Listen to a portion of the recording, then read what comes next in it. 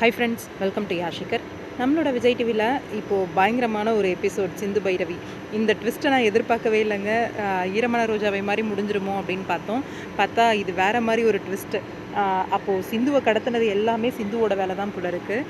இங்கே வேறு யாரும் கடத்தலை, சிந்துவே தானாக வந்து தன்னை கடத்த வச்சு இங்கே நம்ம ஹீரோவோட, அதாவது சிவாவோட வண்டியில் போய் படுத்துட்டு இருக்காங்க போல இருக்குது. போலீஸ் அவங்கள தூக்குன உடனேவே தாலியோடு தான் இருந்துட்டு இருக்காங்க. அங்கே போலீஸ் கேட்கும்போது என்னை கோவிலுக்கு கடத்திட்டு போய் தாலி கட்டிட்டாரு அப்படின்னு சிவா மேலே ஒரு பிளைண்டான ஒரு கம்ப்ளைண்ட் கொடுக்குறாங்க. பொண்ணு இல்லையா, நம்புகிறாங்க கூட்டமும். நான் சிந்துக்கிட்டேருந்து இதை எதிர்பார்க்கவே இல்லை. லாஸ்ட் மினிட் வரைக்கும் நீ தான் என் கழுத்தில் தாலி கட்டுவேன்னு சொல்லிட்டு இருந்தாங்க. இந்த மாதிரி ஃப்ராடு வேலை பண்ணுவாங்க அப்படின்னு சொல்லி ஹீரோயின் அப்படின்னும் போது கொஞ்சம் டீசெண்டாக இருக்கும் அப்படின்ற மாதிரி எதிர்பார்த்துட்டு இருந்தேன். ஆனால் இங்கே வேறு மாதிரி தரமாக இறங்கி வேலையை பார்த்துருக்காங்க.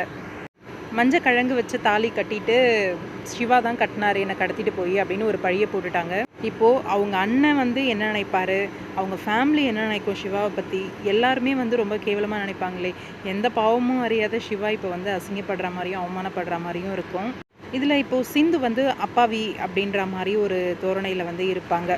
எதுவுமே தெரியாமல் கல்யாணத்துக்கு ரெடி ஆகிட்டு இருந்த பொண்ணை கடத்திட்டு போய் கல்யாணம் பண்ணிட்டான் அப்படின்ற மாதிரி. ஒரு பக்கம் ஈரமான ரோஜாவை மாதிரி இல்லை அப்படின்ற ஒரு திருப்தி இருந்தாலும், இன்னொரு பக்கம் என்னடா இது சோதனை, இப்படி கொண்டு போகிறாங்களே கதையை அப்படின்ற மாதிரி இருக்குது. கண்டிப்பாக இதை ஹீரோ மன்னிப்பாரா அப்படின்னு தெரியல, வாய்ப்பே கிடையாது. எவ்வளோ நாளைக்கு இந்த இது போகும் அப்படின்னு தெரியல. வெயிட் பண்ணி பார்ப்போம். உங்களோட கருத்து என்ன? போயிட்டுருக்க ட்ராக்கை பற்றி கமெண்ட் பாக்ஸில் சொல்லுங்கள். இதை தான் சம்பவம்னு சொன்னார் போல இருக்கு.